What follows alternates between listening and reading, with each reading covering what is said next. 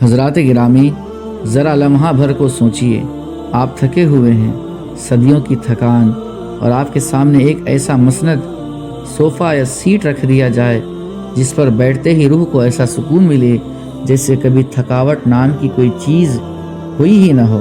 اللہ اکبر کبیرہ۔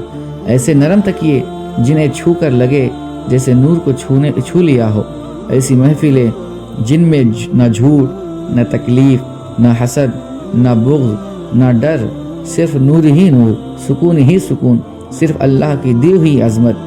دنیا میں لوگ بہترین صوفے، مہنگے کارپیٹ اور بہترین قالین وغیرہ جو ہے ان کی تلاش میں رہتے ہیں، ان کو منگاتے ہیں تاکہ جتنا ہو سکے ان کو راحت و سکون مل جائے، مگر جنت کے مسند، ان کی نرمی، ان کی شان ایسی ہوگی کہ دنیا کے بادشاہ بھی دیکھ کر حیران رہ جائیں گے۔ آئیے دیکھتے ہیں جنت میں جنتیوں کے مسند، تکیے اور عالی شان مجالس کیسے ہوں گے۔ حضرات گرامی، جنت کی مسند قرآن کی روشنی میں ہم اس کو سماعت کرتے ہیں۔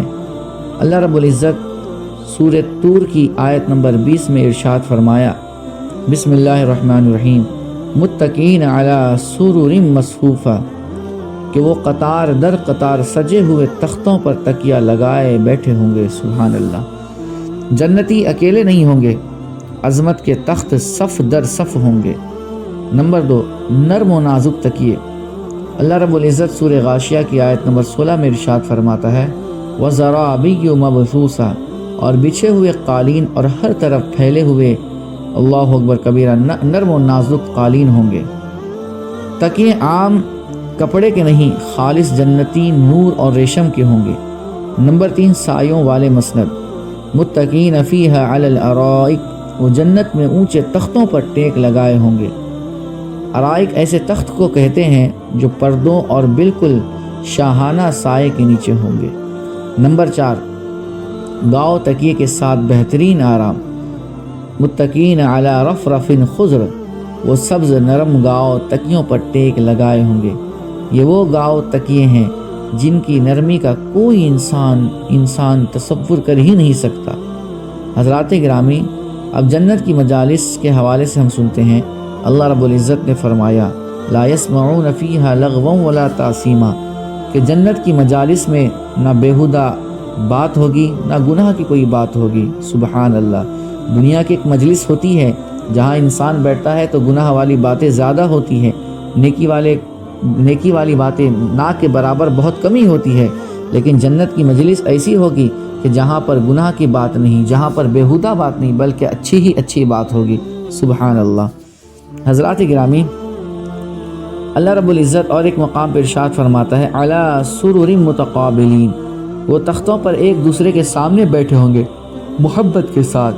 جنت میں کوئی کجی نہیں ہوگی، کوئی ایک دوسرے سے ناراض نہیں ہوگا، سب ایک دوسرے کی آنکھوں میں دیکھ کر بیٹھیں گے اور ایک دوسرے کو محبت کی نگاہ سے دیکھ رہے ہوں گے۔ سبحان اللہ۔ حضرات گرامی، حدیث مبارکہ میں جنتی مسند اور مجالس کے حوالے سے کیا آیا ہے، اس کو ہم اب سماعت کرتے ہیں۔ نبی کریم صلی اللہ علیہ وسلم نے ارشاد فرمایا، جنتی کے تخت کا ہر طرف سے فاصلہ 60 میل ہوگا۔ اللہ اکبر کبیرہ، 60 میل ہوگا، یعنی تخت بھی بڑے اور ان کا محل بھی بڑا۔ نمبر 2، تکیوں اور تختوں کی شان۔ حدیث مبارکہ میں اللہ کے پیارے حبیب صلی اللہ علیہ وسلم نے ارشاد فرمایا، جنت میں وہ سب کچھ ہے جو کسی آنکھ نے دیکھا نہ ہی کان نے سنا، کسی آنکھ نے نہیں دیکھا اور کسی کان نے نہیں سنا، یعنی تکیوں کی نرمی اور ان کا نور، ان کی شان دنیا کے ذہن سے بالکل باہر ہے۔ نمبر 3، محفلیں جن میں خوشی ہی خوشی ہوگی۔ رسول اللہ صلی اللہ علیہ وسلم کی حدیث مبارکہ سے پتہ چلتا ہے کہ جنت میں اہل جنت ایک دوسرے کے پاس بیٹھیں گے اور زیارت کیا کریں گے، ایک دوسرے کے پاس بیٹھیں گے اور زیارت بھی کیا کریں گے، یعنی دوستیاں ٹوٹے گی نہیں، دل دکھے گا نہیں، محفلیں ہمیشہ قائم رہیں گی۔ دوستو، دنیا کی مجلس سے، دنیا کے تکیے، دنیا کے صحفے، چند سال، چند مہینے، چند دن اور پھر ختم، لیکن جنت کے صحفے، جنت کے تکیے، جنت کی مجلسیں ہمیشہ کی ہمیشہ ہے، نور میں ڈوبی ہوئی، امن میں لپٹی ہوئی، محبت میں بسی ہوئی ہے۔ اگر ہمیں ایسی مجلسیں چاہیے ایسے تخت چاہیے، ایسے نرم گاؤں تک یہ چاہیے، تو ہمیں دنیا میں اپنا دل نرم کرنا ہوگا، لوگوں کو تکلیف دینا چھوڑنا ہوگا، اللہ سے تعلق مضبوط کرنا ہوگا۔ اللہ ہمیں بھی جنت کے مسند نصیب فرمائے، اللہ تعالی ہمیں بھی جنت کی ان تمام نعمتوں سے سرفراز فرمائے، آمین یا رب العالمین۔ السلام علیکم ورحمۃ اللہ وبرکاتہ۔